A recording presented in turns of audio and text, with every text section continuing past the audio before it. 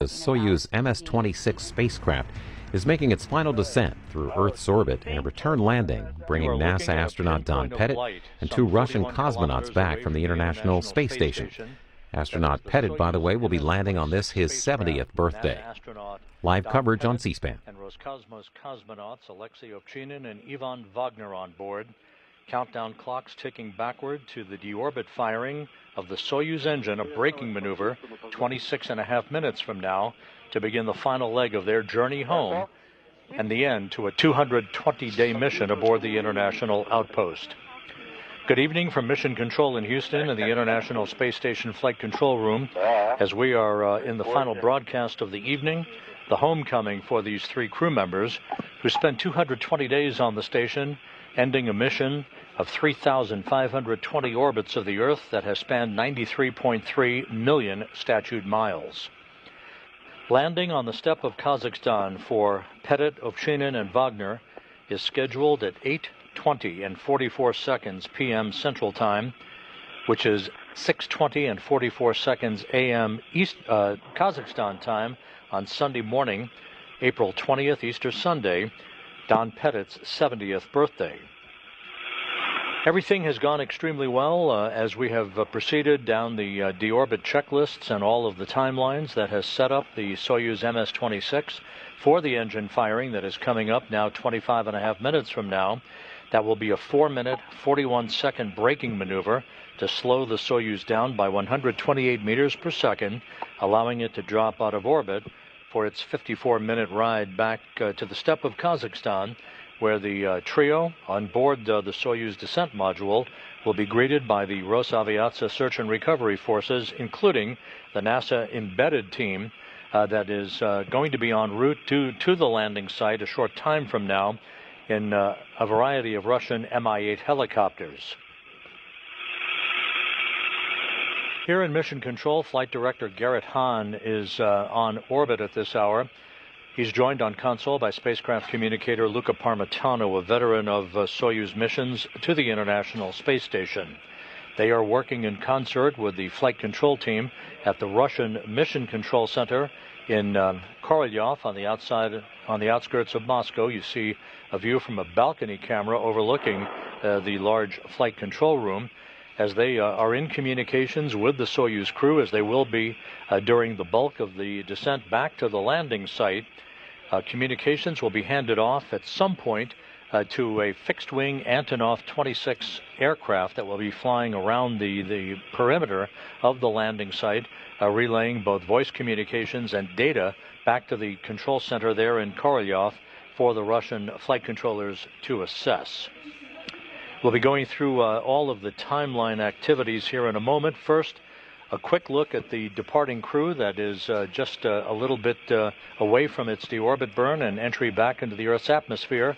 Alexei Ovchinin, the veteran Soyuz commander, in the center seat of the descent module, flanked to his left by Ivan Wagner and to his right by NASA flight engineer Don Pettit. Pettit will have logged 220 days in space at the time of his landing, a total of 590 days in space on his 4 space flights. Alexei Ovchinin, with 220 days in space on this mission, will have totaled 595 days in space on his 4 flights. And Ivan Wagner, completing his 2nd space flight to the International Space Station, will have totaled 416 days in space on his pair of excursions to the International Outpost.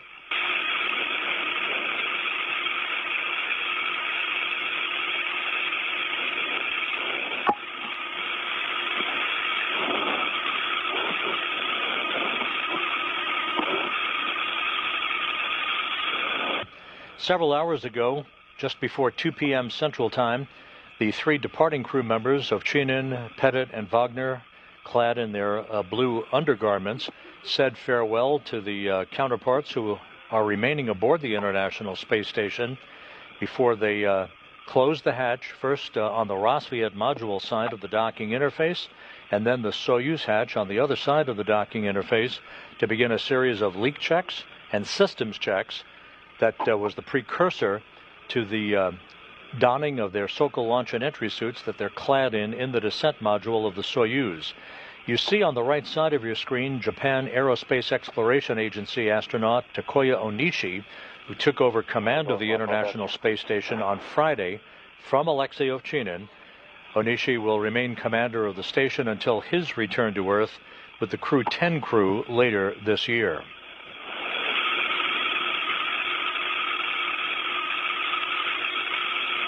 The hatch to the Soyuz vehicle swung closed at 1:52 p.m. Central Time, 2:52 p.m. Eastern Time, to set into motion all of the systems checks that ultimately resulted in the undocking of the Soyuz from the International Space Station.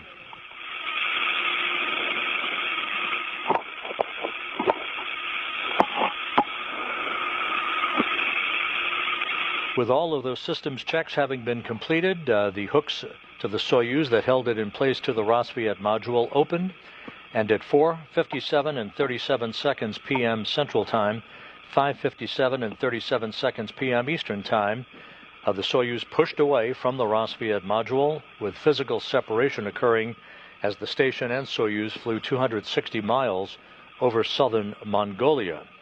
There were a couple of separation burns that increased the velocity for the Soyuz's departure from the vicinity of the International Space Station, putting it now some 41 kilometers away from the station for the deorbit burn that is scheduled to occur just over 20 minutes from now.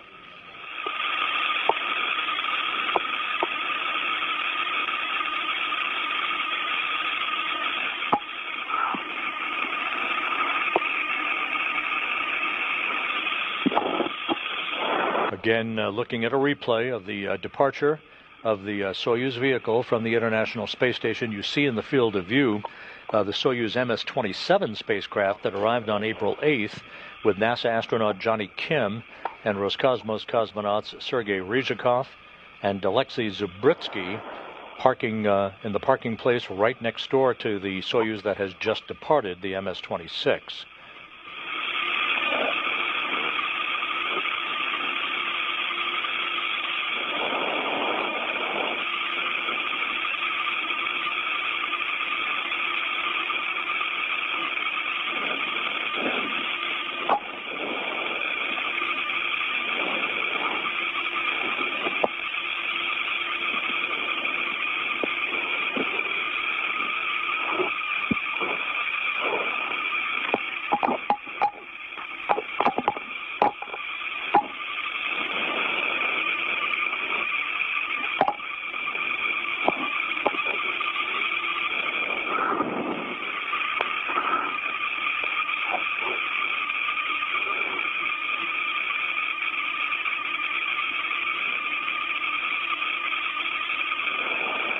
Upcoming in about 18 and a half minutes, the deorbit burn, again a 4-minute, 41-second retrograde firing of the Soyuz engine to allow it to drop out of orbit for its descent back into the atmosphere.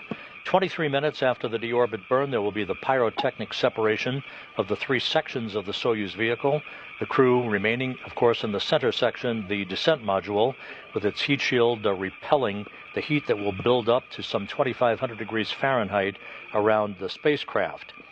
Once the vehicle has entered through the atmosphere, a drogue chute will be deployed and in turn will pull out the main parachute, that large orange and white parachute that you're familiar seeing on our broadcasts of previous Soyuz landings.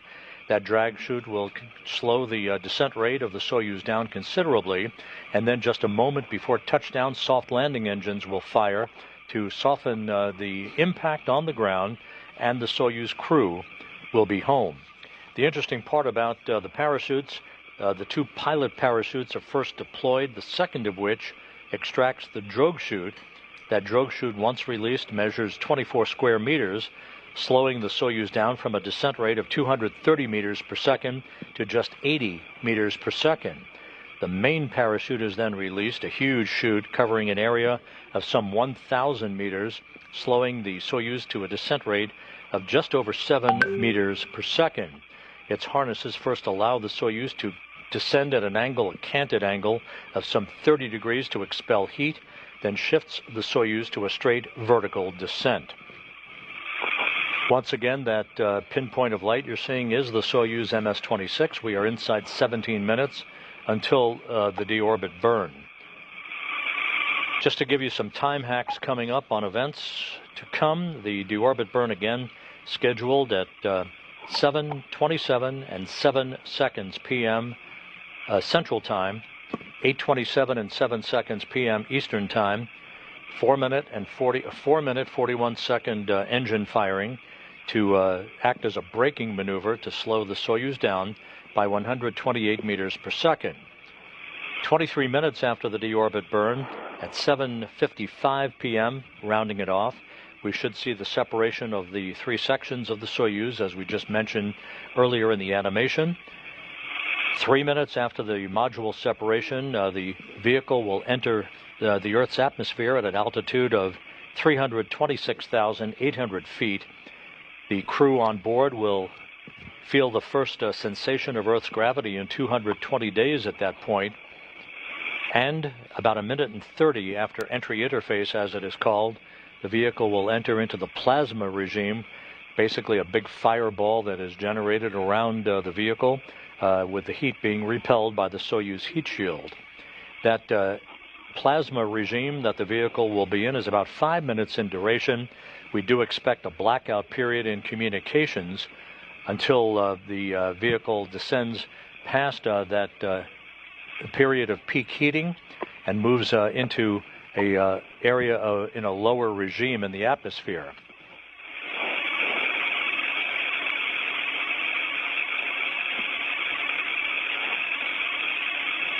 Once the vehicle exits the plasma regime, we should see maximum G loads building up on the crew, some 4 to 5 Gs, at an altitude of 21 miles above the Earth.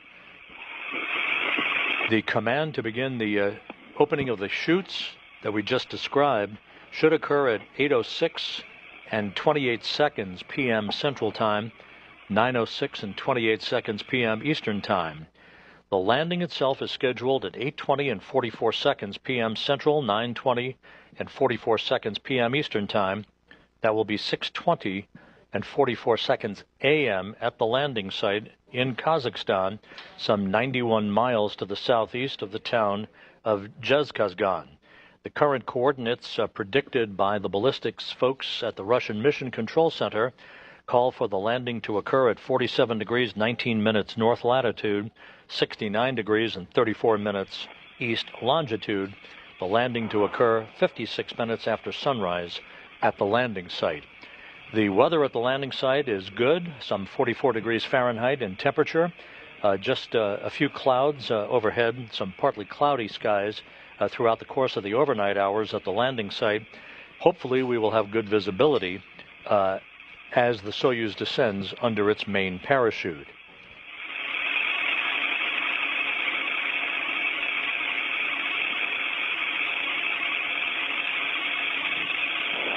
There are a number of Russian Mi-8 helicopters in play as part of the search and recovery forces, 8 helicopters in all, 2 of which are stationed at the ballistic staging site well to the southwest of the primary landing site.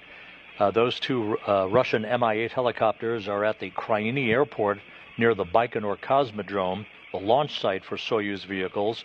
They would come into play in the unlikely event that the Soyuz moved into a ballistic entry that would create a shortfall in their intended landing target, which is to the southeast of the town of Zhezkazgan.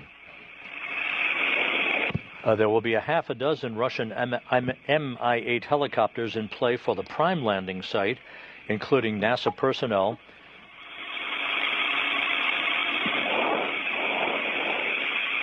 Those personnel took off from Karaganda earlier tonight. They are either en route to the landing site or have landed at the interim staging city of Zhezkazgan and will be taking off at the time of the deorbit burn, which is about 12.5 minutes from now. Those helicopters will arrive at the landing site in tandem, forming a circular racetrack pattern around the landing site. Communications between Soyuz and a fixed-wing aircraft, the Antonov 26, will be in play to relay data and voice to the Russian Mission Control Flight Control Team in Korolyov outside of Moscow. Once the Soyuz lands, those Russian Mi-8 helicopters will land in rapid-fire succession in a sequential fashion so that the recovery process of safing the vehicle and extracting the crew can be accomplished. The crew will be placed in three chairs, if you will, for an opportunity for the three crew members to begin to get their land legs back as they readapt to Earth's gravity before they are carried in those chairs into a nearby inflatable medical tent that will be set up so they can get out of their Sokol launch and entry suits into more comfortable flight clothing. They then will be brought to three separate helicopters to be flown back to the staging city of Karaganda, where a NASA plane is waiting for Don Pettit to return him to the Johnson Space Center. Ovchinin and Wagner will return in a Gagarin Cosmonaut Training Center aircraft to be flown back to their training base and their homes in Star City, Russia, outside of Moscow. 1 minute till IKV inhibit command is going to be issued. Copy, and we confirm.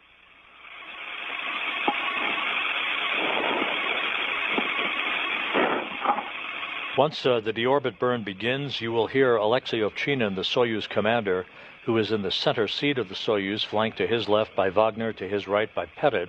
Ovchinin will be calling out the delta velocity, or the change in velocity, all the way up to 128 meters per second, and the reduction in chamber pressure in the Soyuz engine as it expends fuel for the braking maneuver of 4 minutes and 41 seconds in duration to slow the Soyuz down and allow it to drop out of orbit.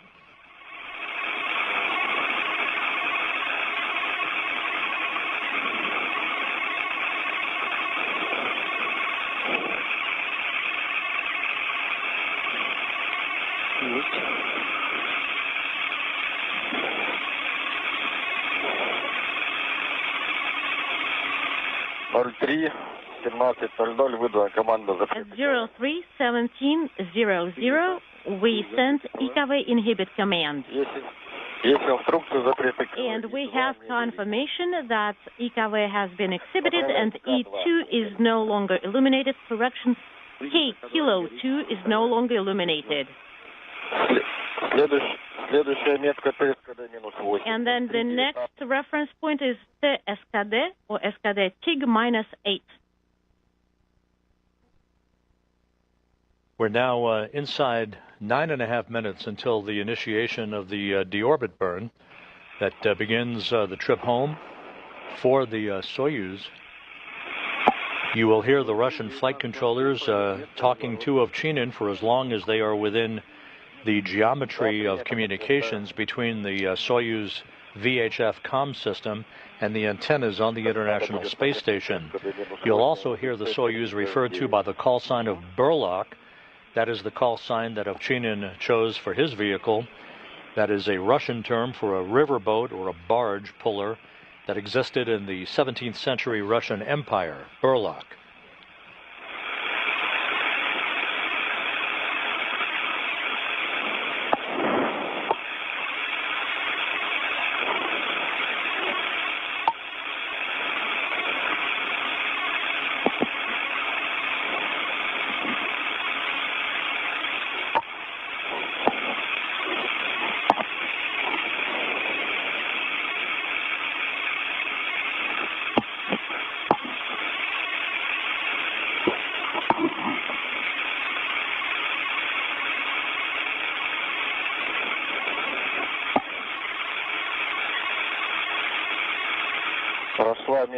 All right. SKD TIG -8 is here. The 3S9 needs to be issued, and we started the maneuver. S9, we don't need it. It's off already.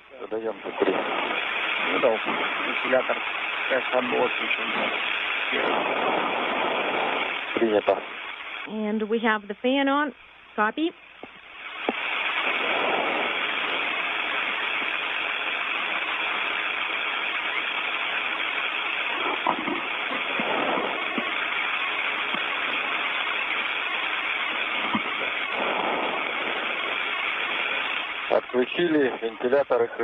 All right, his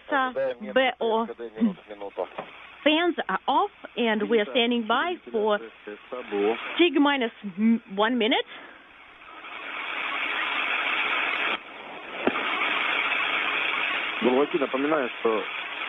Burlaki, just as a reminder, could you please provide a running commentary regardless of comm quality? So we need time with like minutes, seconds. Please provide your report even in the blind. Copy.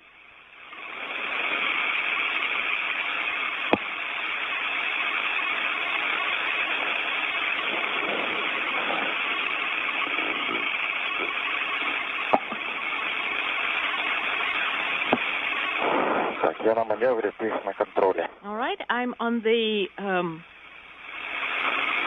maneuver display. Monitoring. Copy.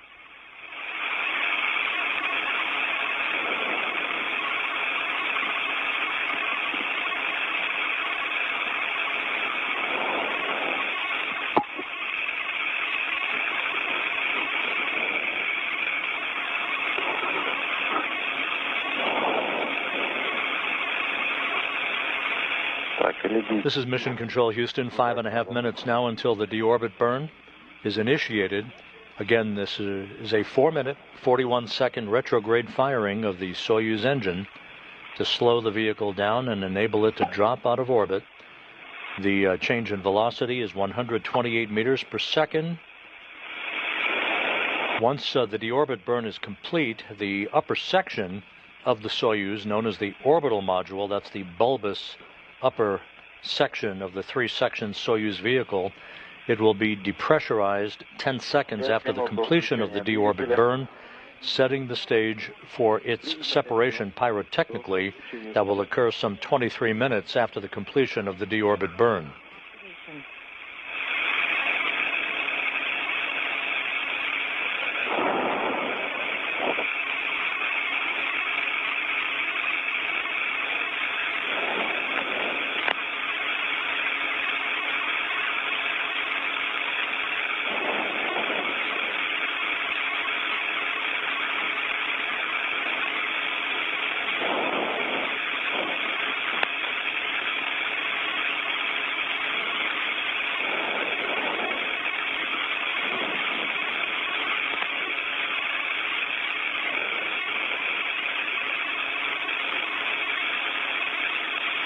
Four minutes now until the start of the deorbit burn. Everything in good shape. Once the deorbit burn is complete, we'll have a few more details about the entry profile for the Soyuz MS-26. The Russian Mi-8 helicopters will be taking off from the interim staging point in Zhezkazgan right around the time of the deorbit burn. That will time them to arrive in sequence, in sync, with the arrival of the Soyuz under its large main chute. The Russian Mi-8 helicopters will form a welcoming party, if you will, in a racetrack pattern, or flying around the landing site, awaiting the arrival of the Soyuz, and once it touches down, so will the Russian helicopters in quick sequential fashion to begin the process of arriving at the spacecraft to safe the vehicle and extract the crew.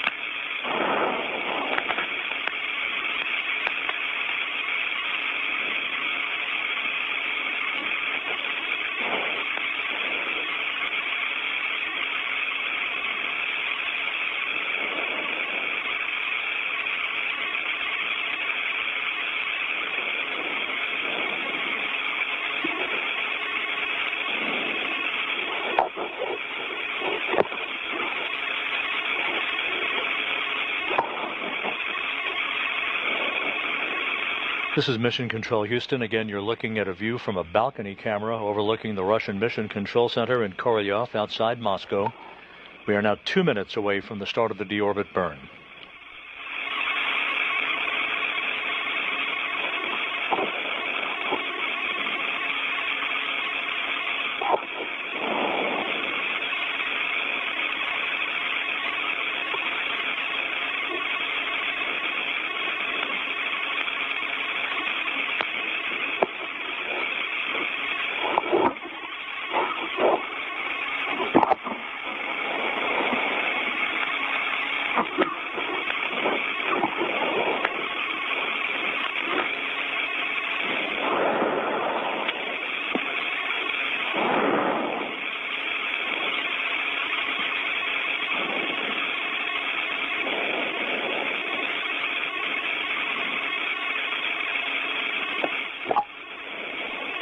Now approaching 1 minute until the start of the deorbit burn.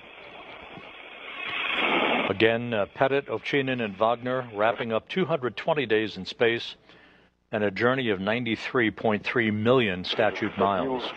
All right, we have views, we have stabilization. Copy.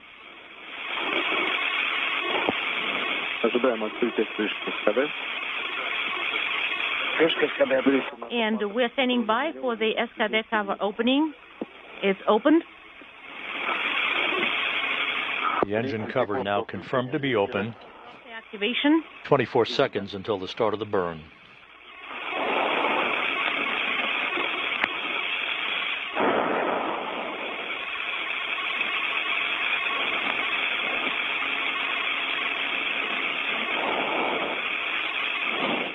Поехали домой. Off we go home.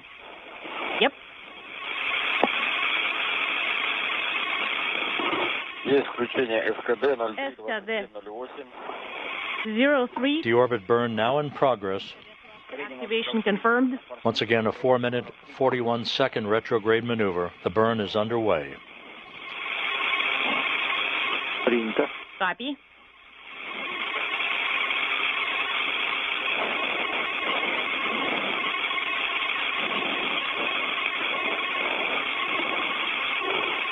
За 30 секунд отработали 13,2. 13.2 meters per second. 0.44 is the delta V within 13 seconds, and delta V parameters are nominal. You will be hearing these updates through the interpreter of Alexei Ovchinin, reading off changes in velocity all the way up to 128 meters per second and changes in the chamber pressure on the Soyuz engine. 1 minute, 26.6 meters per second. 0.44 is the delta V. Schedule parameters are nominal. Copy. 1 minute, 15 seconds. 33 meters. 0.44 is the delta V. Copy.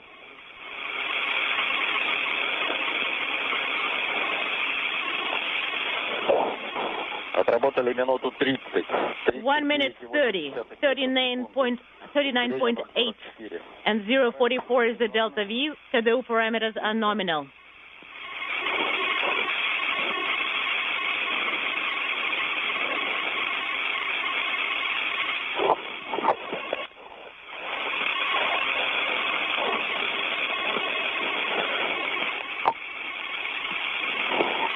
Two minutes into the burn, everything looking good.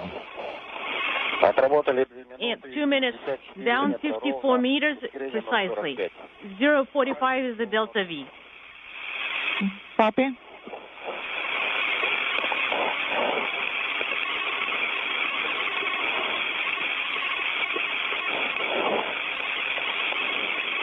Halfway through the burn, everything looking very good.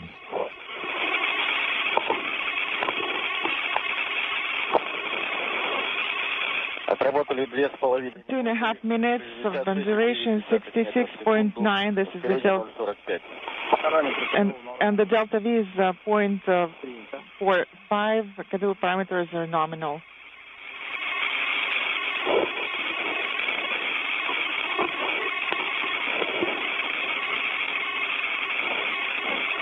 coming up on 3 minutes into the burn. All parameters looking very good. Time tag past 3 minutes, 79.6 meters, 0.45. This is the delta V acceleration, and KO parameters are nominal. Copy.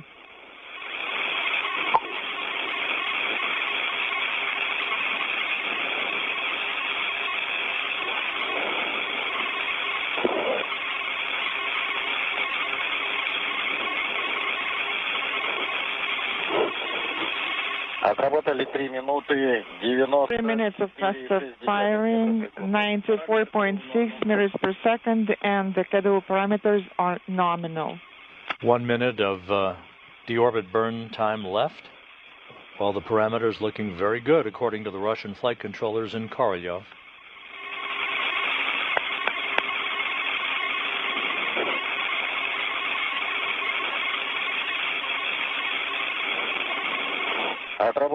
Firing time 4 minutes. 108,9 метров в секунду. 108.9 meters per second, and KO parameters are nominal. Copy.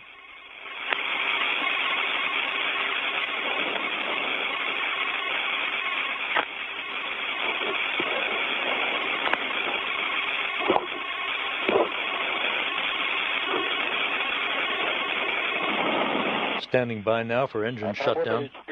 Duration 4.5 minutes, 1 to 1.1 meters per second, and we are standing by for the main command in 37 seconds.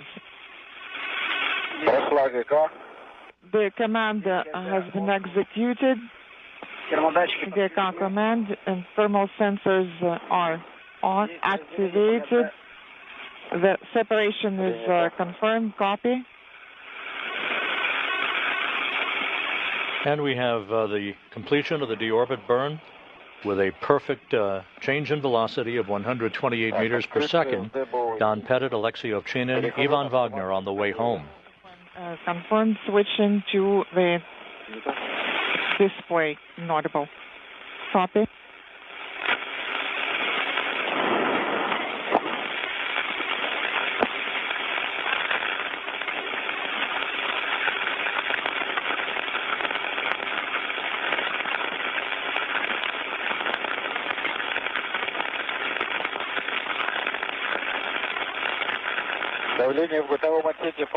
And the orbital module pressure is dropping. Copy.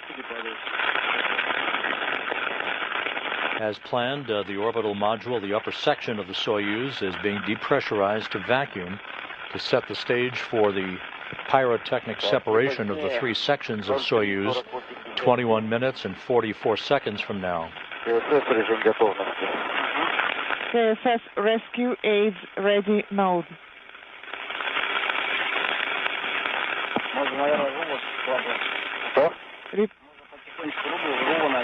Please repeat your last.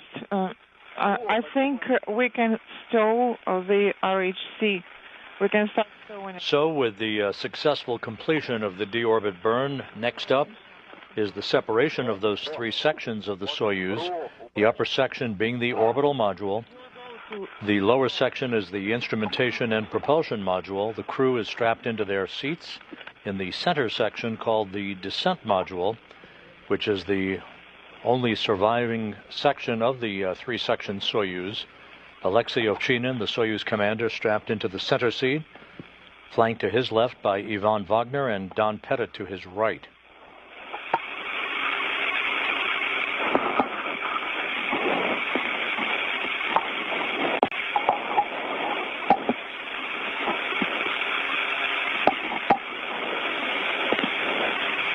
The search and recovery forces, including the NASA team of support personnel, will be arriving in the vicinity of the landing site a short time from now. We're about 46 minutes away from our expected touchdown of Soyuz MS-26 at a point 91 miles to the southeast of the remote village of Jezkazgan.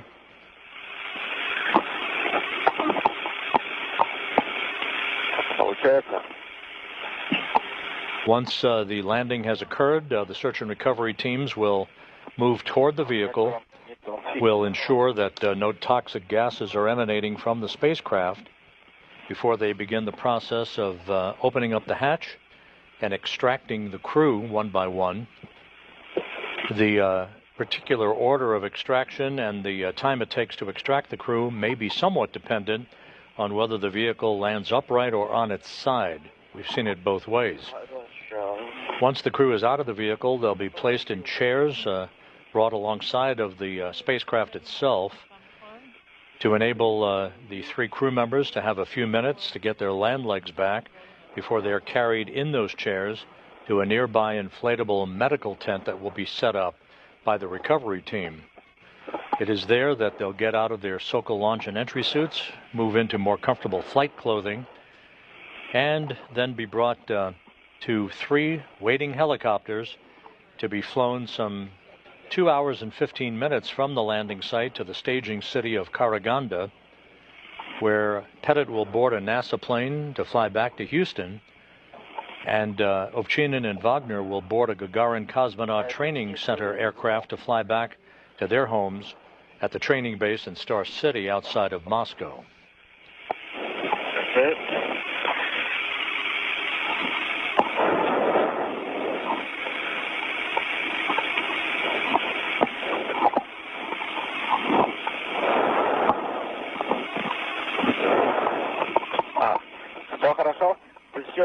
Is it good? Are you doing well?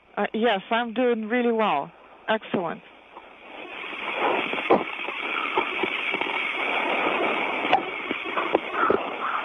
And just a reminder, although communications are still solid between Soyuz and the flight control room there in Korolyov that you see on your screen, those communications could deteriorate and will be lost at some point once the Soyuz enters into the Earth's atmosphere, into the area of peak heating for about 5 minutes in duration.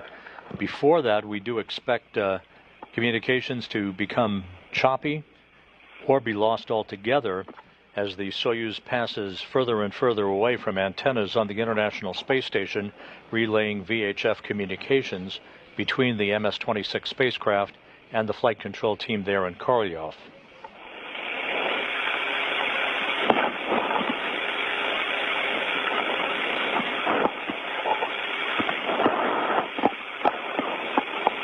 Some 17 minutes now until our expected module separation. Again, a pyrotechnic pre-programmed command that will separate the orbital and instrumentation and propulsion modules from the center section or the descent module in which the three crew members are strapped in their seats.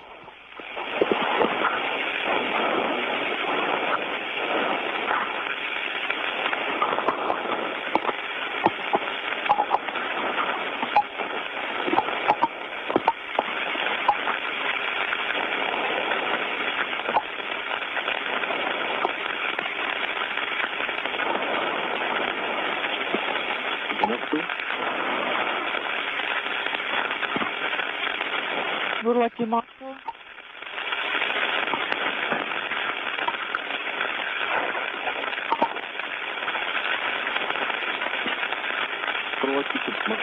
Lucky Moscow.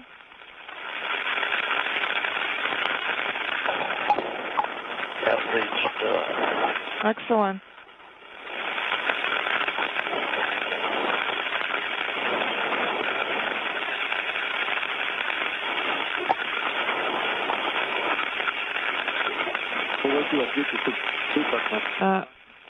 Buraki, this is Moscow. How do you read me?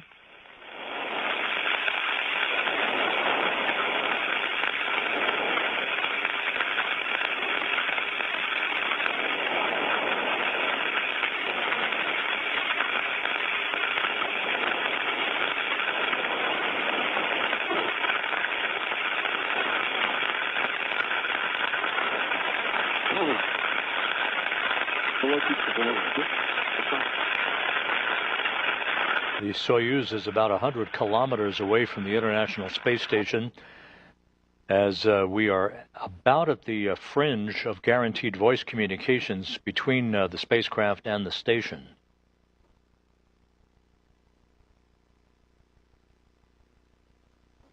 The sequence of events, again calling for the separation of the three sections of the Soyuz less than 15 minutes from now. If everything goes as planned, the main parachute deployment sequence will begin just under 26 minutes from now with touchdown southeast of Zhezkazgan, Kazakhstan, just over 40 minutes from now.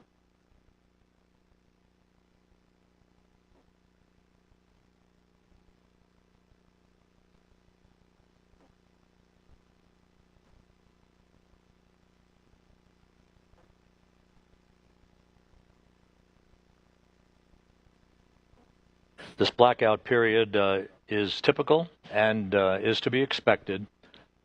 The next guaranteed communications of any solid sort will be after the Soyuz leaves the regime of peak heating, or the exit from plasma, as it is called, when communications are then relayed between the Soyuz and the Antonov fixed-wing aircraft that serves as a flying relay station, if you will, around the landing site to relay data and voice back to the Russian flight control team there in Korolyov.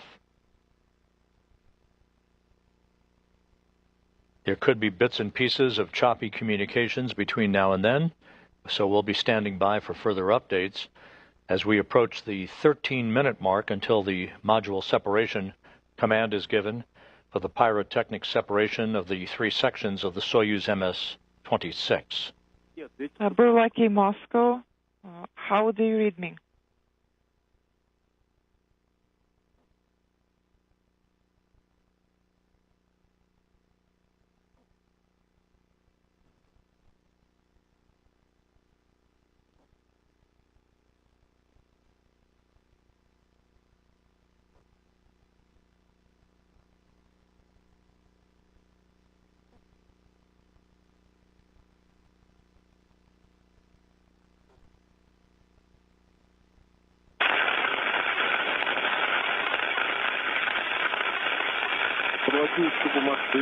Burlaki, Moscow, how do you read me?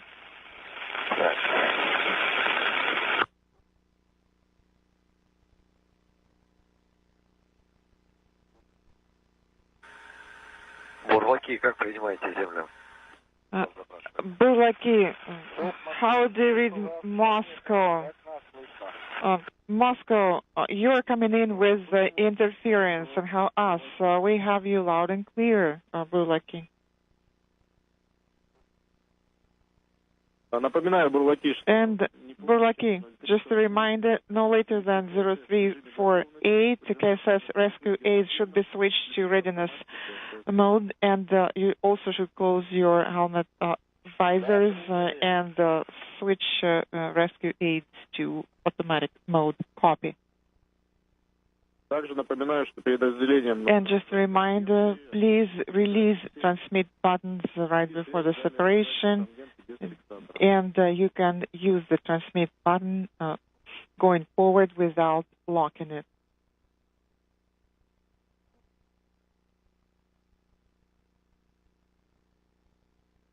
How copy, Burlaki?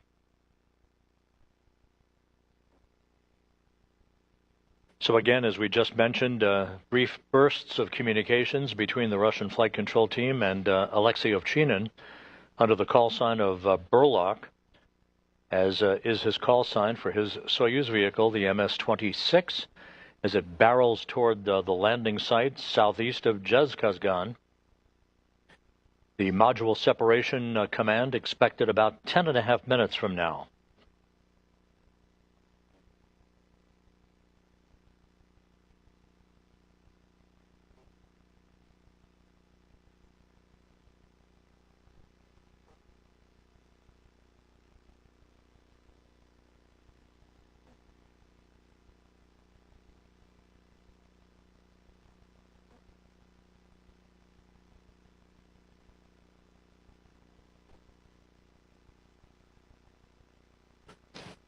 This crew, extremely experienced, coming home after 220 days in space.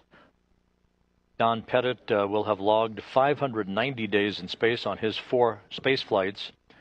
Alexei Ovchinin, 595 days on his 4 flights, and Ivan Wagner, 416 days in space on his 2 missions to the International Space Station. The 7 crew members, now comprising Expedition 73, are into a sleep period. Aboard the complex, from left to right, Kirill Peskov, Johnny Kim, Nicole Ayers, Sergei Ryzhikov, Anne McLean, Alexei Zabritsky, and the new station commander, Takuya Onishi, of the Japan Aerospace Exploration Agency. McLean and Ayers, earlier in the day on Saturday, were busy in the Quest airlock of the International Space Station, continuing preparations for a spacewalk that they have planned on May 1st. We will be providing a briefing to preview that spacewalk this coming Thursday at 2 p.m. Eastern Time.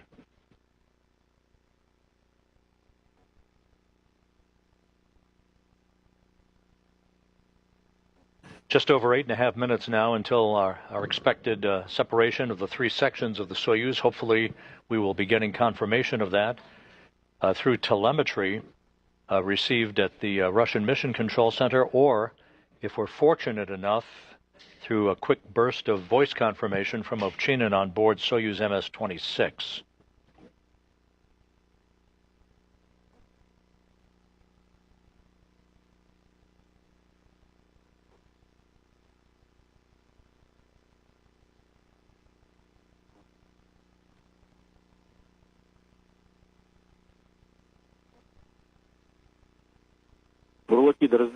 Burlaki, 8 minutes remaining to separation.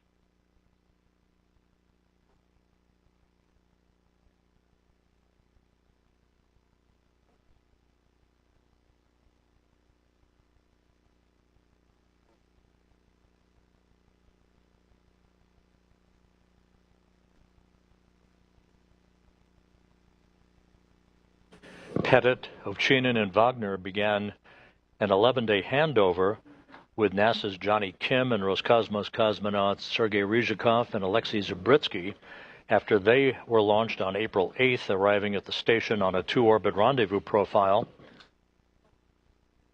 This is very typical and maintains a continuous human presence aboard the International Space Station that will approach a quarter-century, 25-year milestone on November 2nd of this year.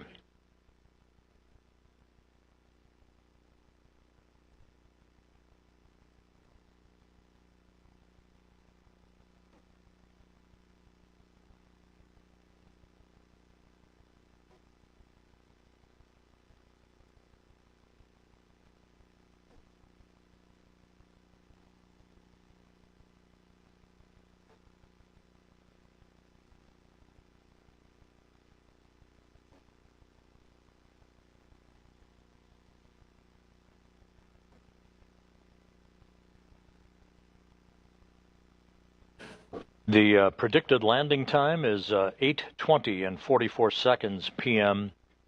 Central Time, which is 6:20 and 44 seconds a.m. Kazakhstan time on April 20th, 56 minutes after sunrise. Partly cloudy skies at the landing site, temperatures around 44 degrees Fahrenheit to greet Pettit, Ovchinin, and Wagner.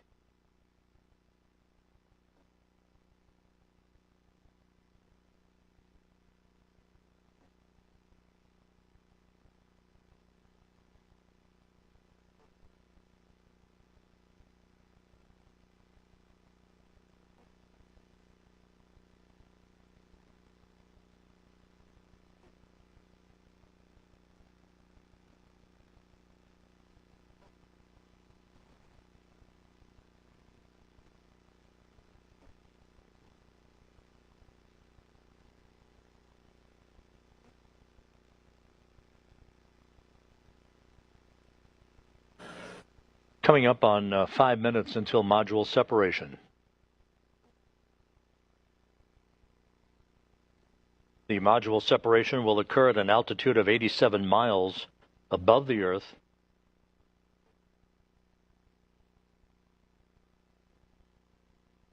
3 minutes after module separation, we should move into the upper reaches of the Earth's atmosphere at 326,800 feet, where G-forces will begin building up on the 3 crew members who have been devoid of gravity for the past 220 days.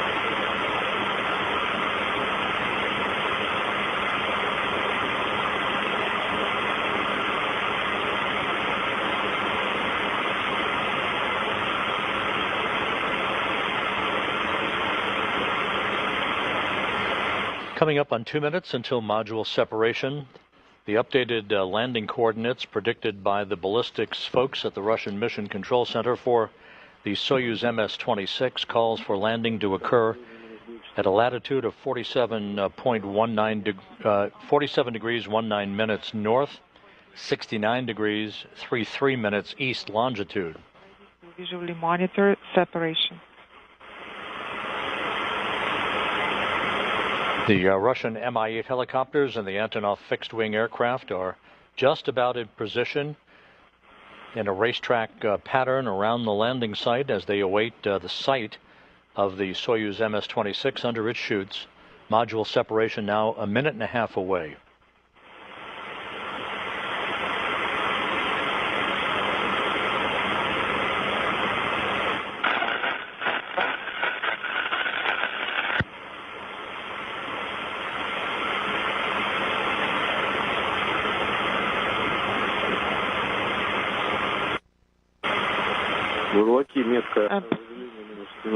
Buraki minus 1 minute and 14 seconds to separation.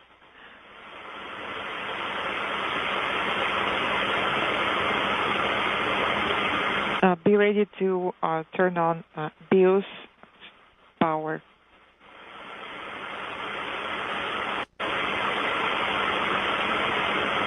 Just about 40 seconds away from expected separation of the 3 sections of the Soyuz vehicle.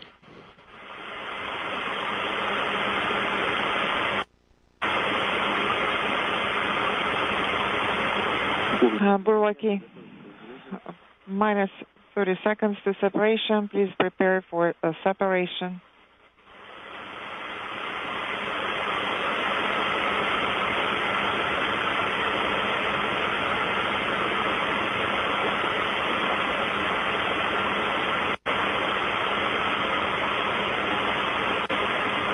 All quiet here in the flight control room at Mission Control in Houston, standing by.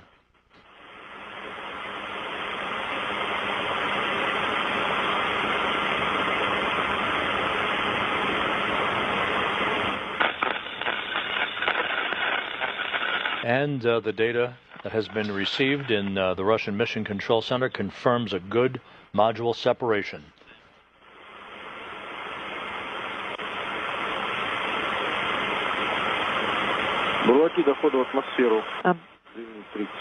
Бурлаки, 2 minutes 30 seconds remain to re-entry. So with the module separation having been confirmed, the next expected milestone will be the initiation of the opening of the chutes about 10.5 minutes from now. The parachute deployment sequence is triggered by a barometric pressure sensor at an altitude of 41,000 feet. At this point, the main parachute cover is jettisoned by pyros and springs. That pulls out 2 extraction chutes, which in turn pulls out the drogue chute. That in turn pulls out the main chute. This whole process takes about 20 seconds to occur. Then, at an altitude of 21,000 feet, a barometric pressure sensor starts a timer that triggers most of the remaining events in the landing sequence. At an altitude of just 18,000 feet, the commands are issued to jettison the heat shield, inhibit the entry thrusters, and to open valves to vent all the hydrogen peroxide fuel for the entry thrusters and the oxygen in the life support system tank. If we have video of the Soyuz under the chutes at that point, the white vapor you will see is normal. That's a combination of hydrogen peroxide and oxygen venting into the air. The purpose of this is to safe the vehicle for landing. The recovery teams do not want hazardous gases to remain in those tanks when the soft landing thrusters work and the vehicle impacts the ground. This way, the ground support team can approach the vehicle immediately and know that they have a safe vehicle that they are continuing the recovery process for.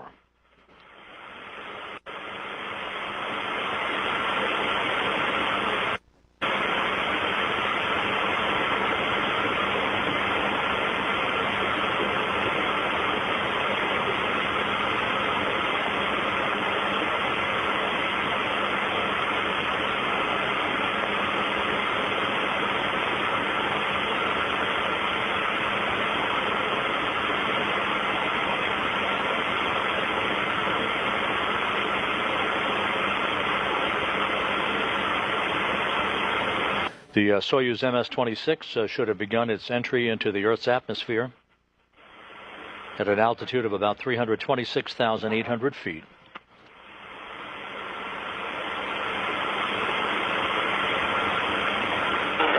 In about 2 minutes, peak heating will begin around the vehicle at an altitude of some 50 miles above the Earth. Temperatures around the Soyuz expected to build to some 2,500 degrees Fahrenheit.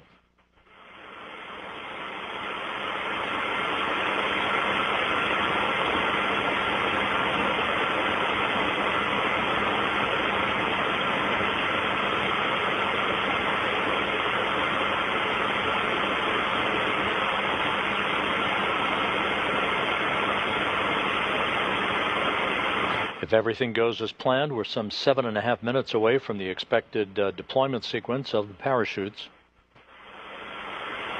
Touchdown less than 22 minutes from now.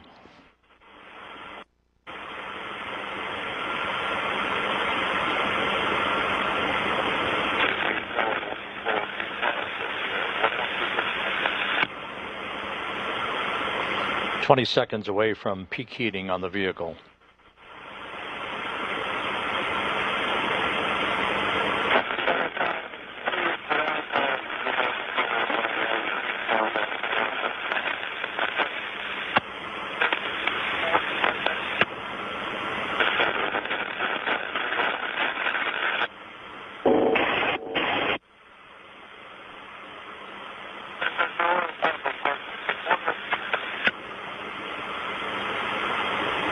The crew is unintelligible. Garbled conversations coming from the Soyuz MS-26. This expected as the vehicle has entered the period of peak heating. That should last about 5 minutes.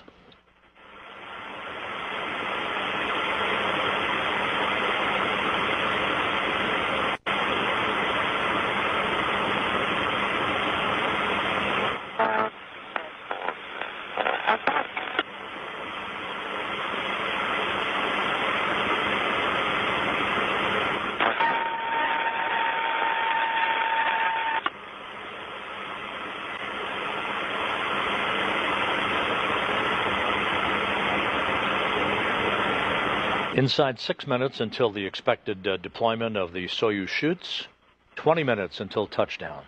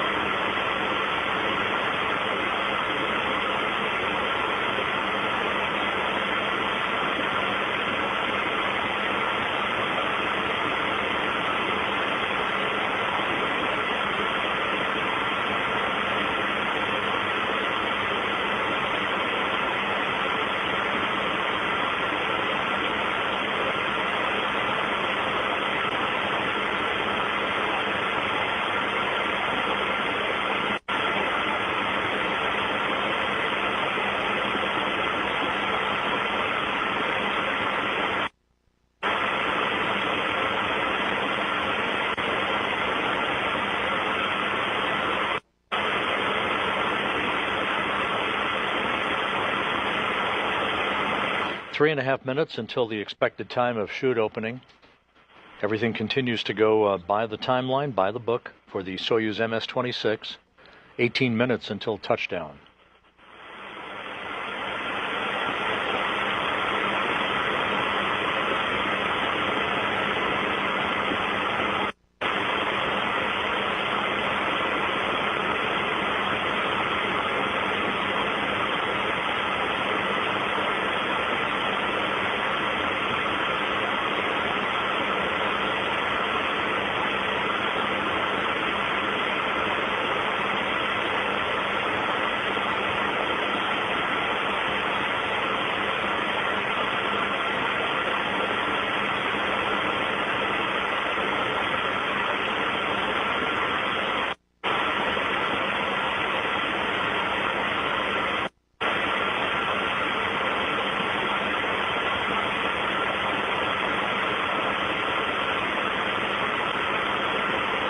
This is Mission Control Houston, continuing to await the resumption of communications between the Soyuz MS-26 and the flight control team in Korolyov. What you are likely to hear once we come out of this blackout period is the beep, beep, beep of a radio beacon.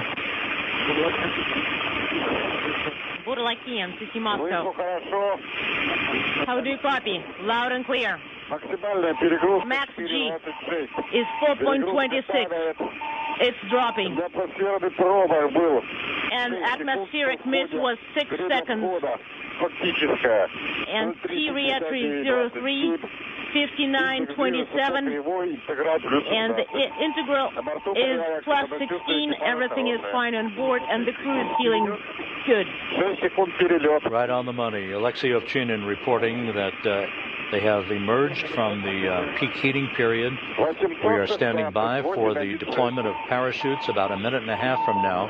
And as I just mentioned, you're hearing that radio beacon that is sending out location data to the Antonov fixed-wing aircraft that is flying around the vicinity of the landing site southeast of the town of Zhezkazgan. Right, the index at the lower bottom integer is plus 16, discrete number minus 0102. Copy. Да, подтверждаю. Affirmative. Ну, давайте.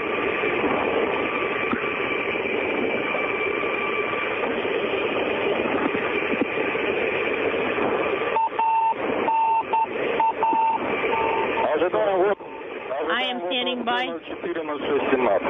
at 040617. I am standing by for OSP priming.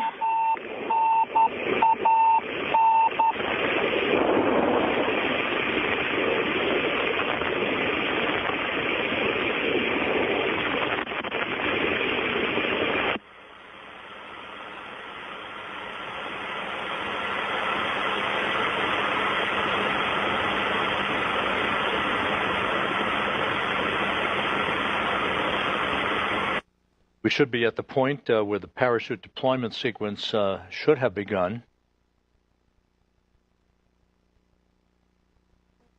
Some 14 minutes away from our expected touchdown time.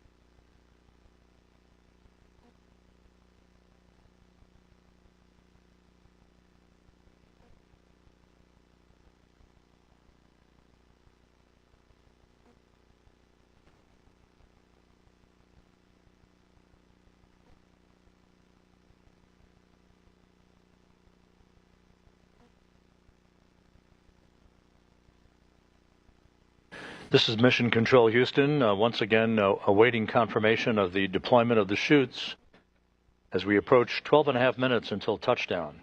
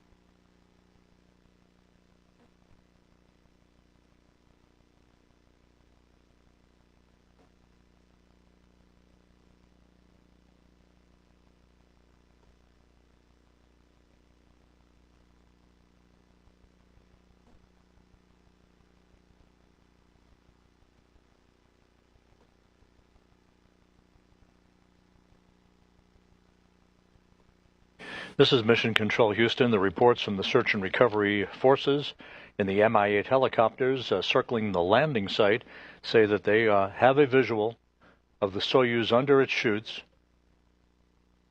This shot of Russian Mi-8 helicopters circling the landing site as we await the descent and a view of the Soyuz under those chutes, but we do have confirmation that the Soyuz main chute has been deployed, so everything continues to proceed in a nominal fashion as we are about 10 minutes and 50 seconds away from touchdown.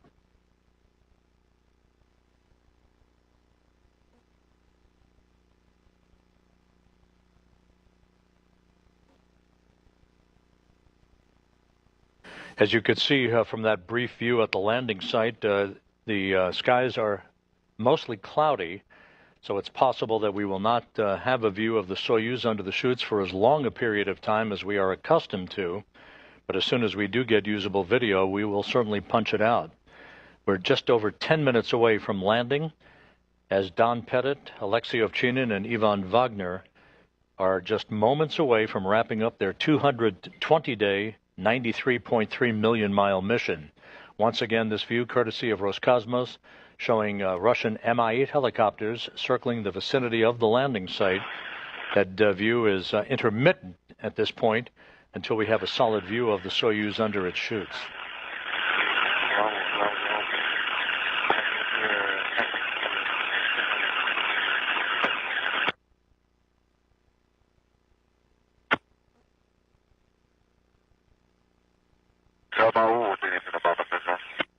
The crew is unintelligible. 9.5 minutes until touchdown, everything continuing to go well. Again, we have confirmation through the search and recovery forces and the Russian Mi-8 helicopters. They have a visual on the Soyuz under its chute as we approach the 9-minute mark until touchdown.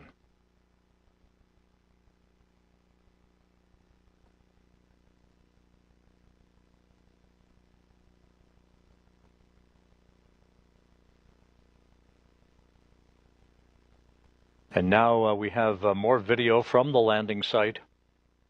As you can see, the skies are somewhat overcast.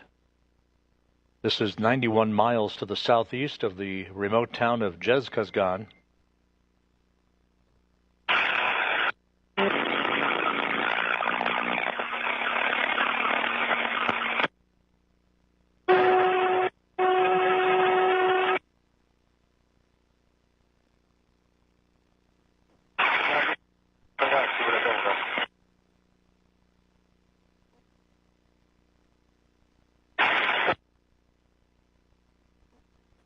With somewhat overcast skies at the landing site, the temperature is about 44 degrees Fahrenheit. So the search and recovery forces are in that racetrack pattern around the landing site, awaiting the touchdown of Soyuz some 8 minutes from now.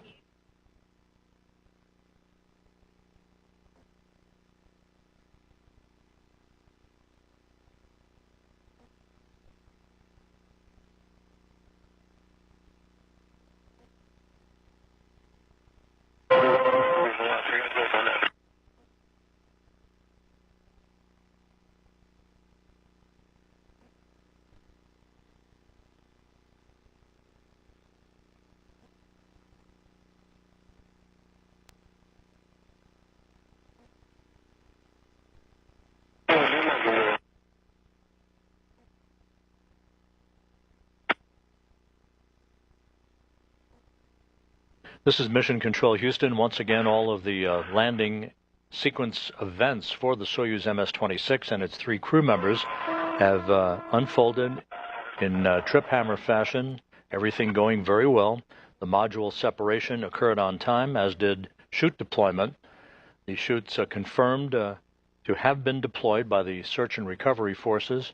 As you're looking at landing site video under overcast skies, one of the reasons we haven't seen the Soyuz up to this point under its chutes, as we are accustomed to seeing. Touchdown just over 6.5 minutes from now.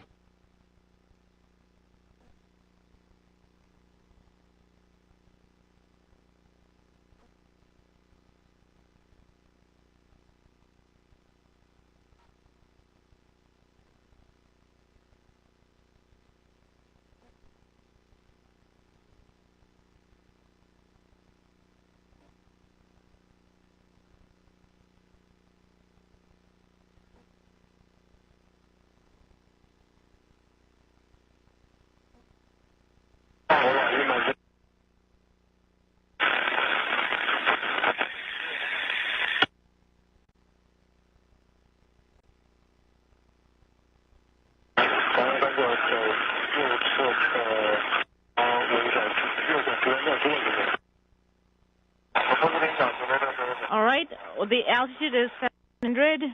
The helicopters are en route, and everything's nominal.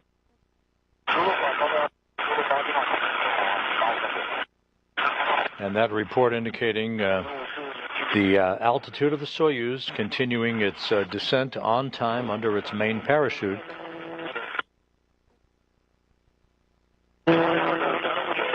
some 3,700 meters off the ground, 5 minutes until touchdown.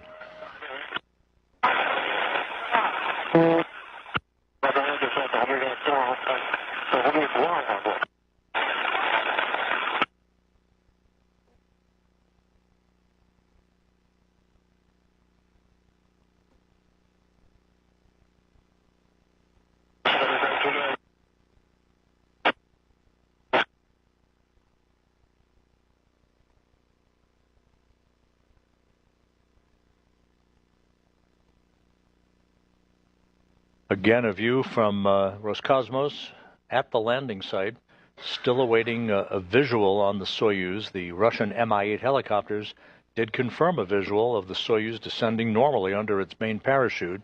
That was at altitude, but because it's overcast on this Sunday morning in Kazakhstan, on Don Petit's 70th birthday, this view as we await a visual on the Soyuz prior to touchdown.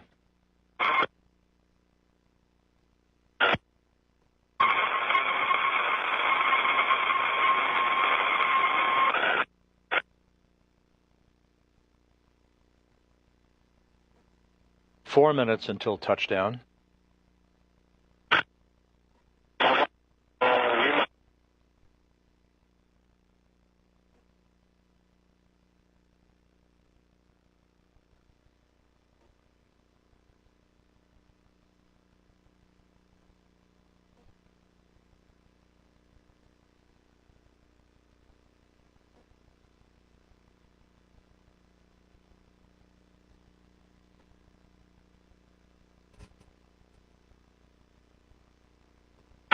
$1,500. Copy.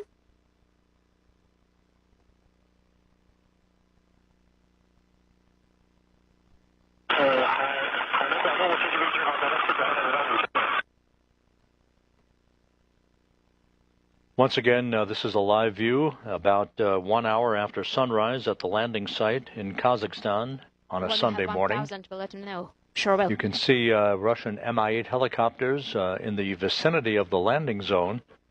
We're still awaiting a visual on the Soyuz. Burlak 1, our data says the altitude is 1,400. 1,400 meters above the ground, according to the ballistic team at the Russian Mission Control Center. We're feeling great. The crew reports it's feeling great. Alexei Ovchinin, Don Pettit, and Ivan Wagner just minutes away from landing on terra firma. 1,000 meters the altitude. Copy 1,000. Our data says 1,100. 1,100 meters off the deck. Mine shows 2,000. 900 meters. 900 meters. I continue.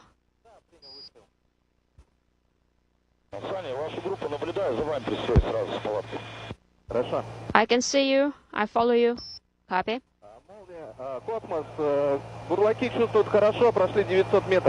The Burlaks are feeling great, and they've just passed the milestone of 900. About a minute and a half until touchdown. The Soyuz descending through 900 meters. 600. Copy.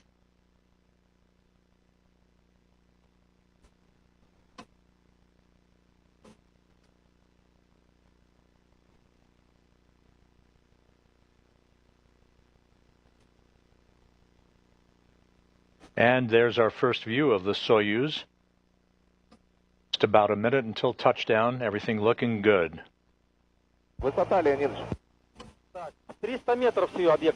300 meters right now. 300 meters. There's a Russian Mi-8 helicopter. That will be one of the first helos to land after the Soyuz touches down.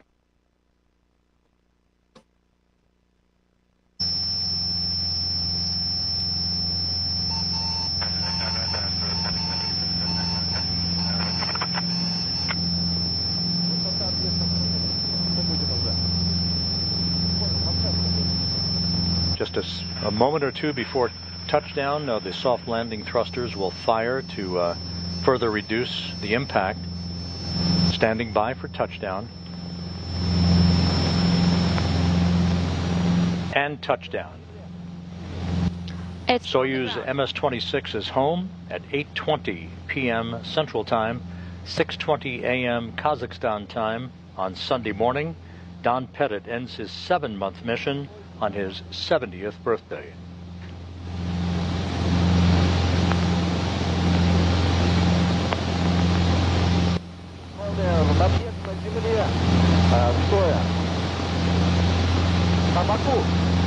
It's on the ground, on the side.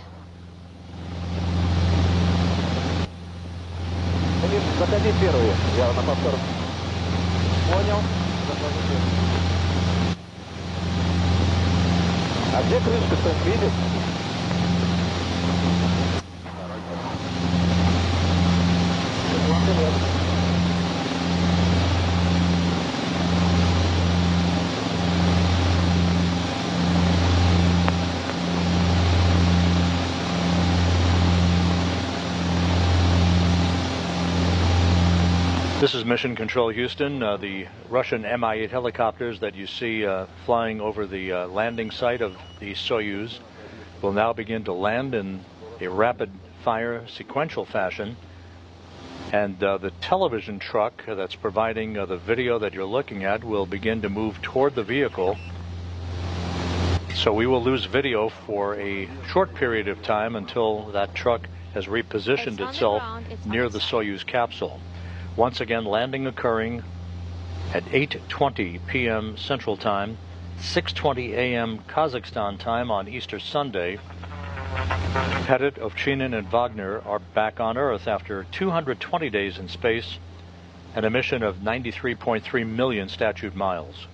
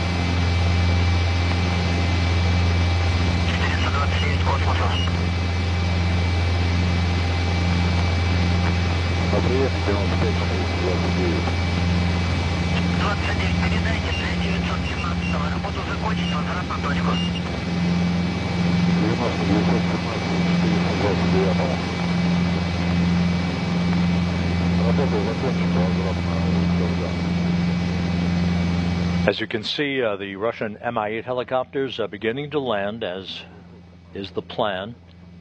The first personnel will be from RSC Energia, working in tandem with the Rosaviatsa search and recovery forces to begin to approach the vehicle, making sure it is safe, free of toxic gas emissions, before they begin the process of extracting the crew. We'll also find out here shortly whether the vehicle landed upright or was pulled on its side. Go back to your original position.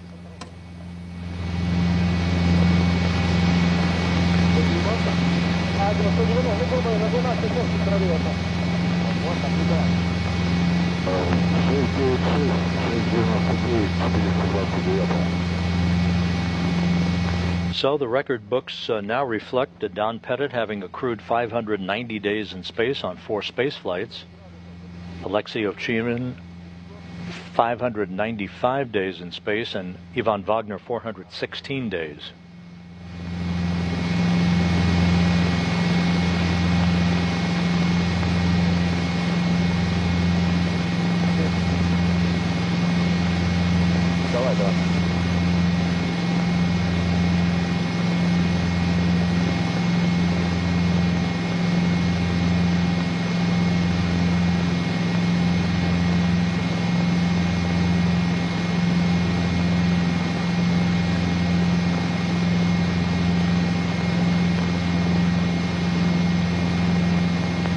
And the reports from the search and recovery forces now confirm that the Soyuz landed and was pulled onto its side by winds at the landing site that often will pull the parachutes and thus result in the Soyuz moving from an upright position to landing on its side. So the Soyuz is on its side. That will not be an impediment to extracting the crew. It's just a different technique that will be used out of a different hatch to remove the 3 crew members. Космос 04744, 25 минута, взлет на чистоту. Надо заправку.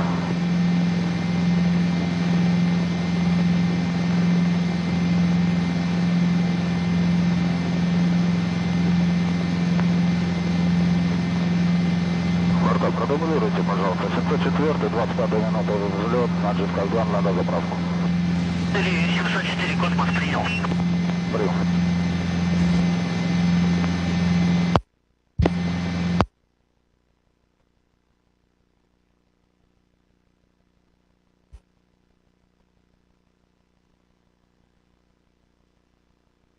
Выключился. Первый выключил.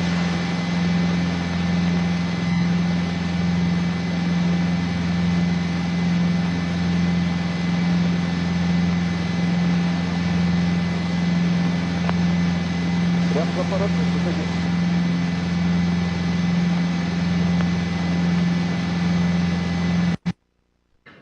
This is Mission Control Houston. Once again, you're looking at the front screen at the Russian Mission Control Center in Korolyov outside Moscow, and the graphic on their center screen with the words, Есть посадка, they've landed, as they did at 8:20 p.m. Central Time, 9:20 p.m. Eastern Time, 6:20 a.m. Kazakhstan time on Sunday morning on Don Pettit's 70th birthday.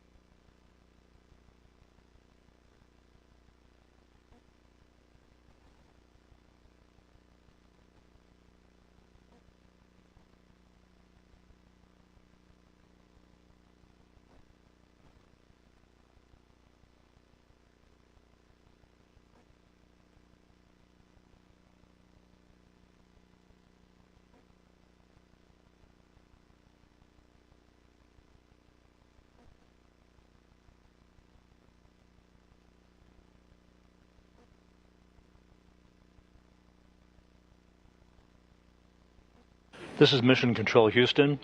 As we mentioned a moment or two ago, the video from the landing site deconfigured for the moment while the television truck belonging to the search and recovery forces moves toward the capsule. The Soyuz MS-26 landing and being pulled over onto its side. That was confirmed by the Rosaviatsa recovery team. Landing occurring at 8:20 p.m. Central Time, 9:20 p.m. Eastern, 6:20 a.m. Kazakhstan time. All of the deorbit events went as planned from the time of undocking that occurred at 4:57 p.m. Central Time, through the deorbit burn, through all of the entry activities, the module separation, in which the three sections of the Soyuz separated from each other pyrotechnically, the descent through the atmosphere, the parachute deployment sequence, that all went by the book, resulting in a touchdown just about 56 minutes after sunrise on Sunday morning at the landing site in Kazakhstan, some 91 miles to the southeast of Zhezkazgan. The Russian Mi-8 helicopters have descended. They're all on the ground now, as they will begin to make their way toward the spacecraft to ensure that it is safe before other personnel approach the vehicle to begin the extraction of the crew.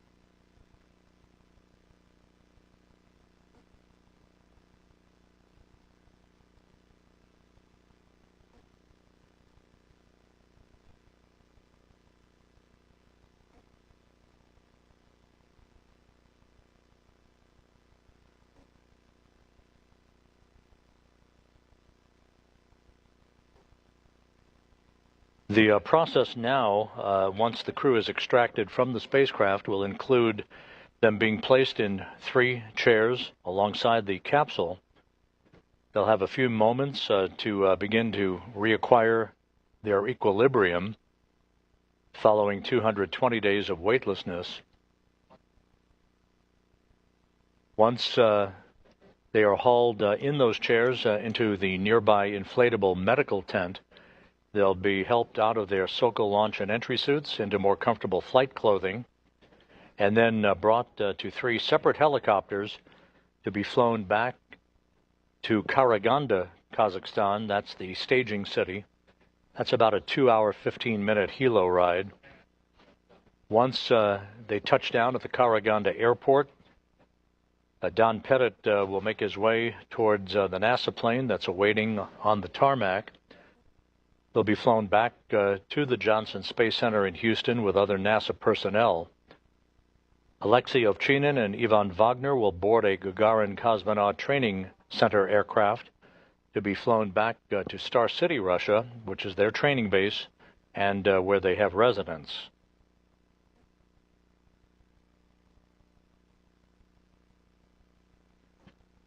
While the Soyuz MS-26 mission has come to a conclusion, work on board the International Space Station is continuing at a very rapid pace. Early Monday morning is the scheduled launch of the SpaceX CRS-32 cargo mission, the Dragon that will launch atop a Falcon 9 rocket carrying some 7,000 pounds of supplies to the International Space Station. NASA Plus coverage is scheduled to begin at 3:55 a.m. Eastern Time on Monday morning in the wee hours, for a launch at 4:15 a.m. Eastern Time. That will set off about a 28-hour rendezvous sequence, culminating with a docking to the International Space Station's Harmony Module Zenith port, the space-facing port, at 7:20 a.m. Central, 8:20 a.m. Eastern Time on Tuesday morning.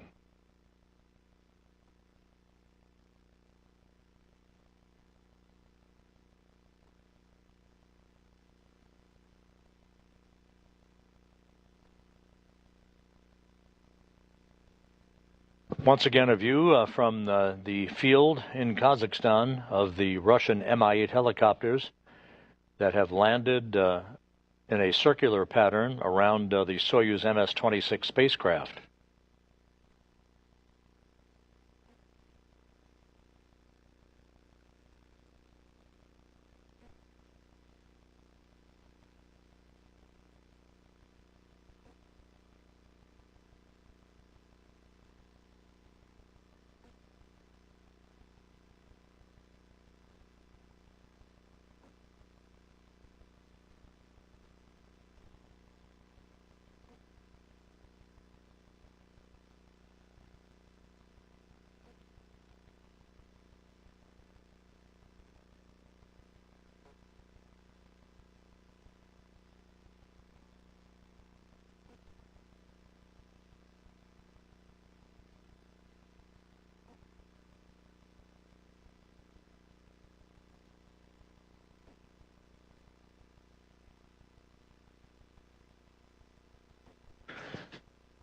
Following the arrival of the SpaceX CRS-32 cargo mission to the International Space Station, this coming Thursday, April 24th at 2 p.m. Eastern Time, we will hold a spacewalk preview briefing at the Johnson Space Center, looking towards a spacewalk, US EVA as it's called, 93, that is targeted for May 1st by NASA astronauts Anne McClain and Nicole Ayers, to build up a mounting bracket upon which the next series of ISS rollout solar arrays will be delivered on a future flight.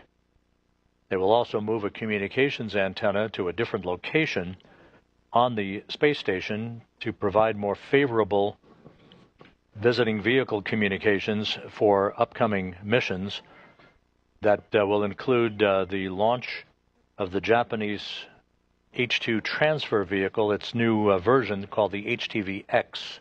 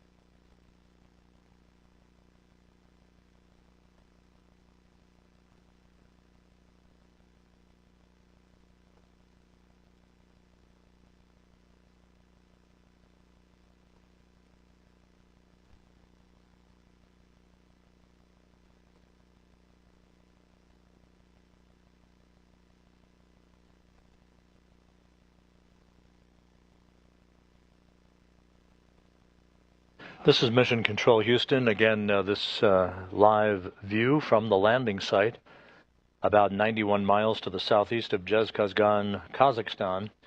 You can see on the right side of your screen, amidst the Russian Mi-8 helicopters that have all landed now in the vicinity of the Soyuz MS-26 spacecraft, you see that orange structure there. That's the inflatable medical tent that the crew will be brought into. And now we're getting video of the landing site. There's Alexei Ovchinin, the Soyuz commander, who has been brought out of the vehicle, first out. 595 days in space on his 4 missions.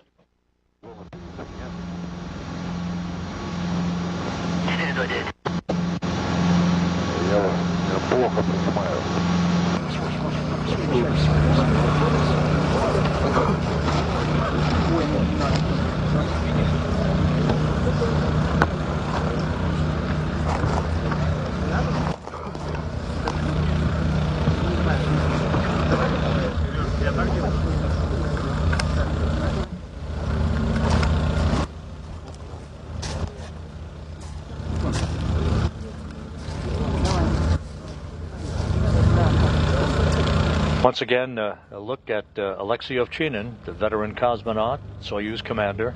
He was the station commander up until Friday for Expedition 72 before handing over that task to Takuya Onishi, the Japan Aerospace Exploration Agency astronaut. There's a view of Bill Ingalls, the NASA chief photographer, who's right at the hatchway of the Soyuz vehicle.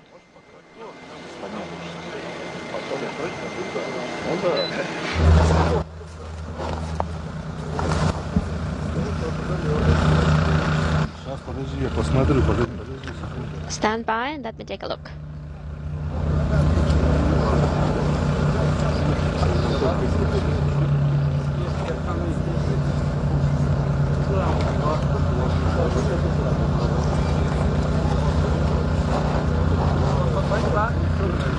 Сейчас проверь, есть шум.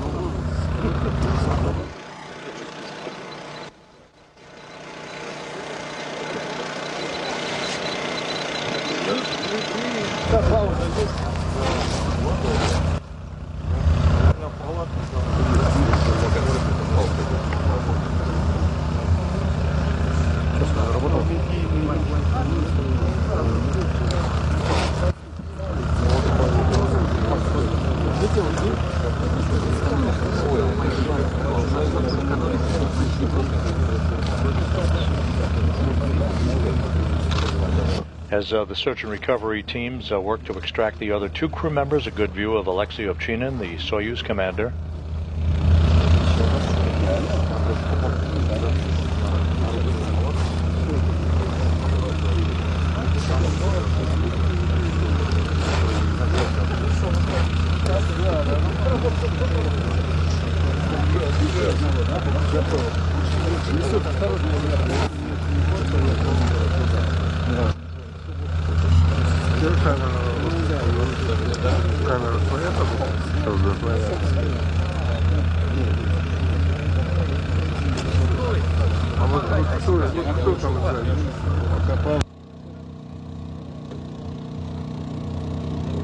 As mentioned earlier, touchdown occurring at 8:20 p.m. Central Time, 9:20 p.m. Eastern Time.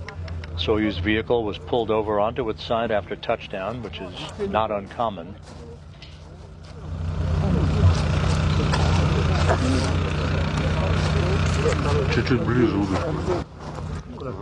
Slightly closer, please.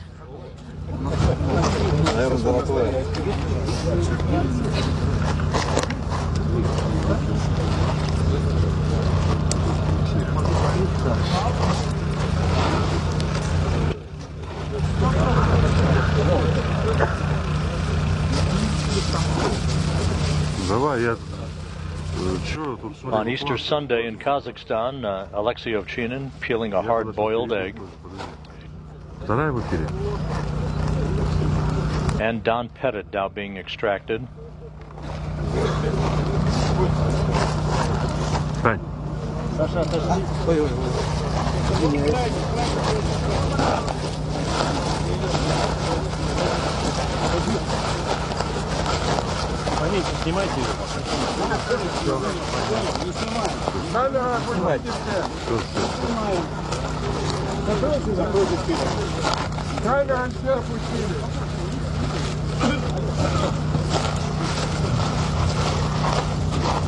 Вы слышите, что камера опустили?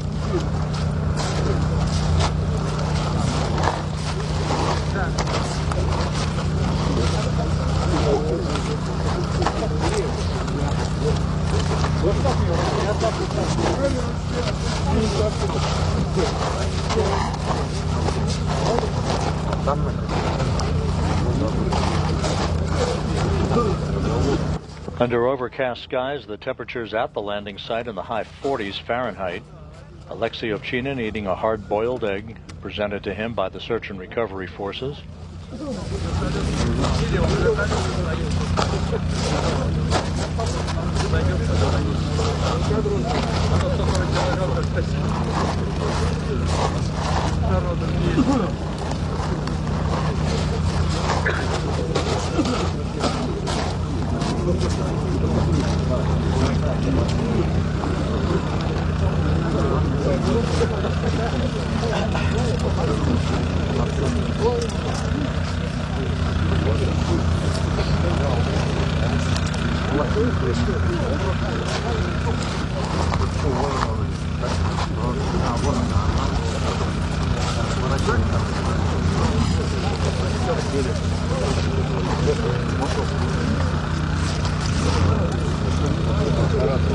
This is Mission Control Houston. Once again, Ovchinin and Don Pettit of NASA are out of the Soyuz vehicle. Ivan Wagner is the last that is in the process of being extracted.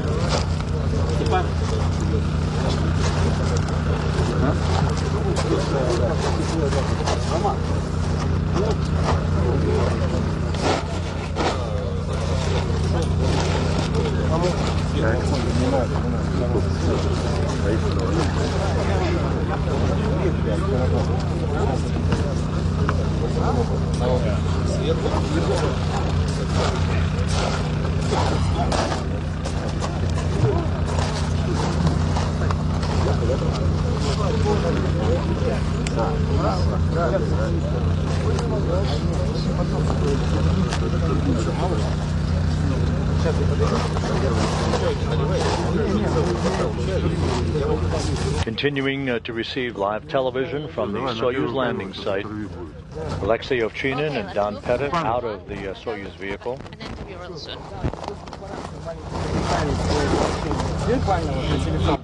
Ivan Wagner in the process of being extracted. Lower, please.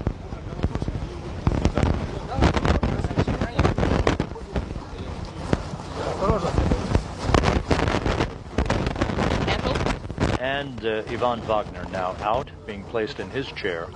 All three crew members out of the Soyuz.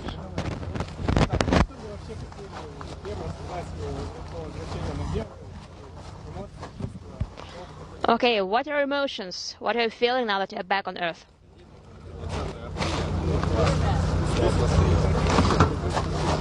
It's Easter, the 20th of April, inaudible.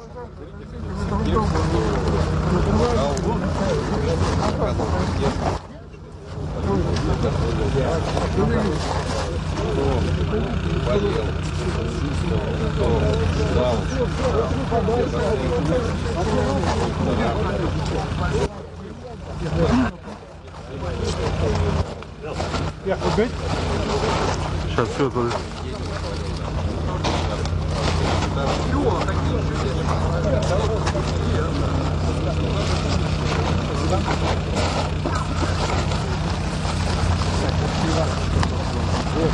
Давай. Отойди в сторону, в сторону. Move to the side, please. Назад. And back.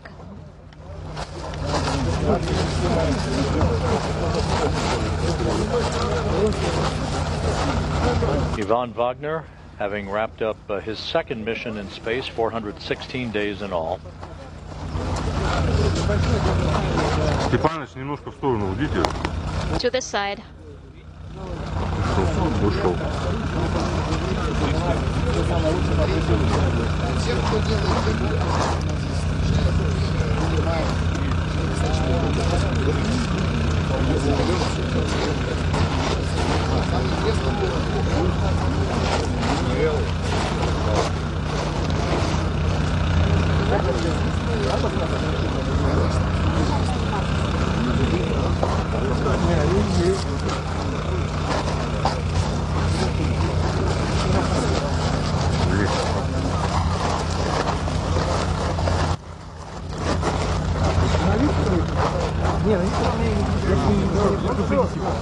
Его увезли уже, унесли.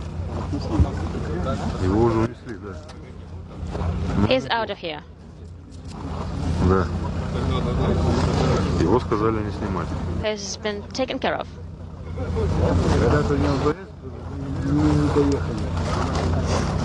Еще.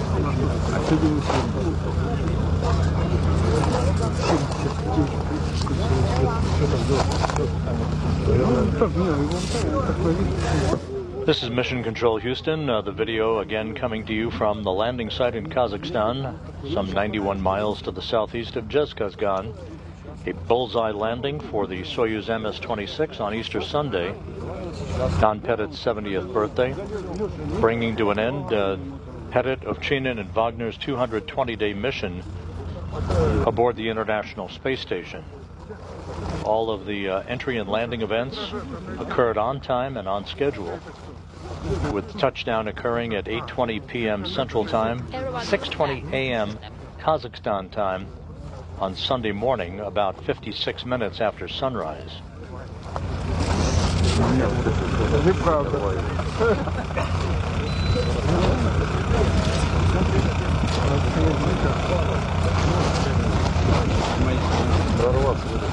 Алексей Николаевич,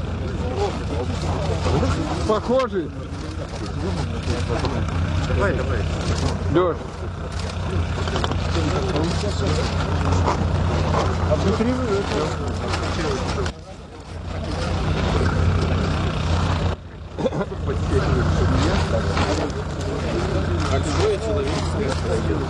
Thank you so very much. The crew displaying nesting or matryoshka dolls.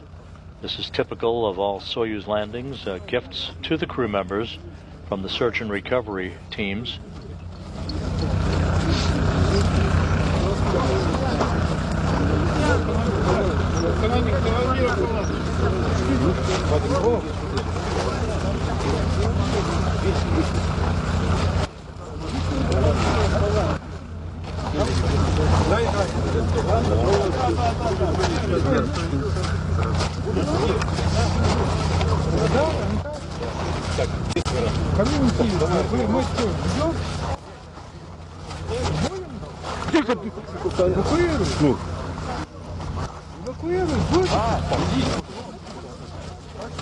And first to be carried toward the medical tent is the Soyuz commander, Alexei Ovchinin.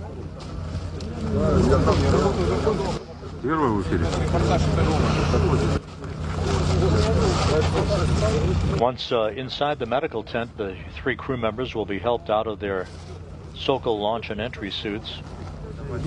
They'll move into more comfortable flight clothing and will subsequently board helicopters to be flown back to the staging city of Karaganda, Kazakhstan.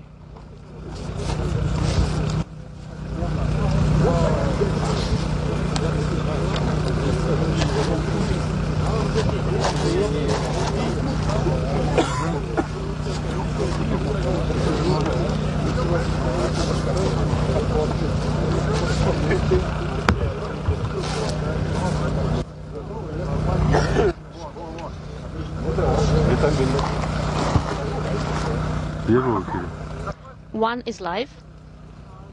Ivan Wagner taking a few sips of hot tea.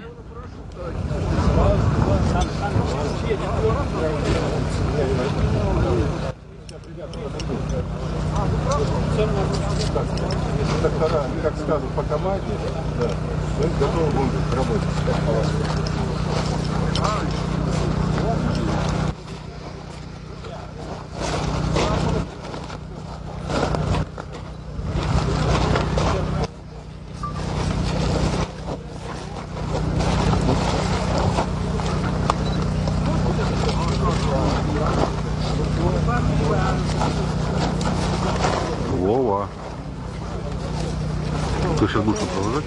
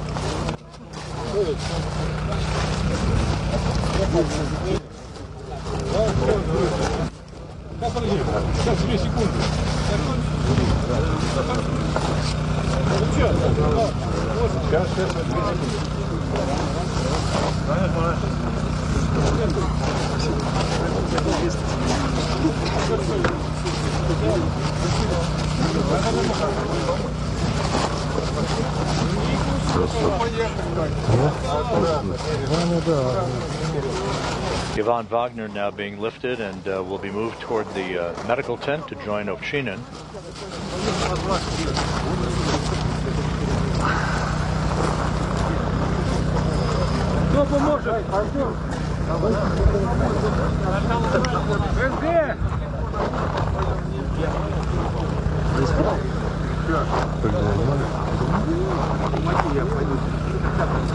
Мы же не американцы.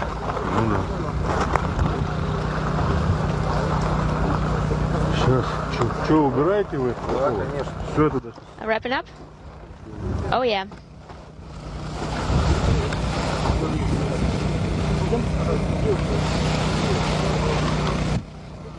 Yvonne Wagner being brought into the inflatable medical tent.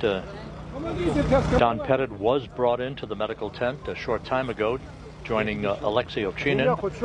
So all three crew members now have moved into the inflatable medical tent to get out of the Sokol launch and entry suits and move into flight clothing prior to being flown by helicopter back to the staging city of Karaganda, Kazakhstan.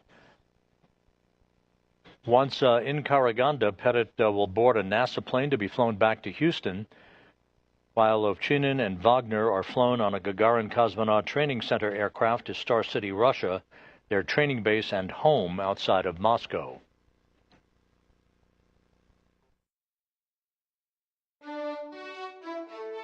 C-SPAN's Watch